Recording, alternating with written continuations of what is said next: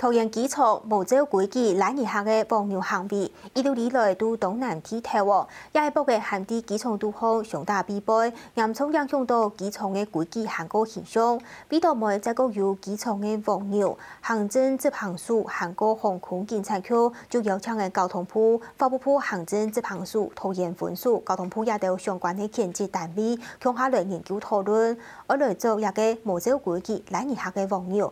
就係未再個有安尼嘅亂象。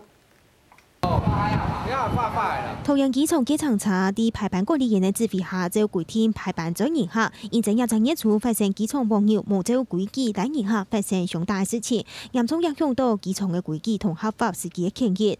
航檢局29周開防治聯絡會議，法務部執行署總講，會針對違規攔人客嘅黃牛，行過條條妥善唔叫太條罰金嘅人，加強處分。 不用邏查企劃起來，具體同管束也都強制做法。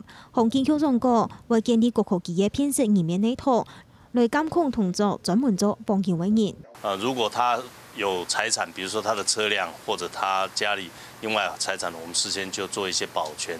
那這樣對我們往後的爭取會是比較有幫忙的了。啟動最新的臉部辨識系統的監視器，只要有黃牛進入航廈，我們就會監控。 我們就會派人跟監，絕對不讓他有攬客的機會。機場公司講，現時排班嘅機場查唔啦，研究會對一下450台增加到1000台。不過機場合法司機就驚成立會本人搶走。機場公司講，而下按到查會增加，查唔會有黃牛。唔得限老買嘅，將外界限老買查嚟啫。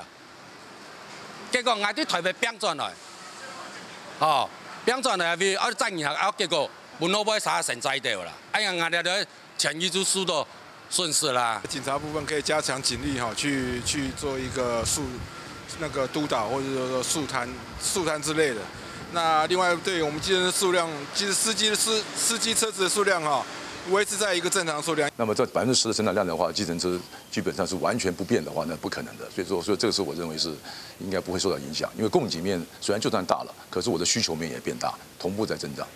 交通部表示，除咗到排班嘅機場查，對本單係航檢局來講，改做係桃園機場公司來講，還會研究用開放嘅方式來改變機場查嘅營運方式，將會確保人客15分鐘內都錯位到查嘅，將唔會有黃牛攔人客。下個新聞論壇桃園報道。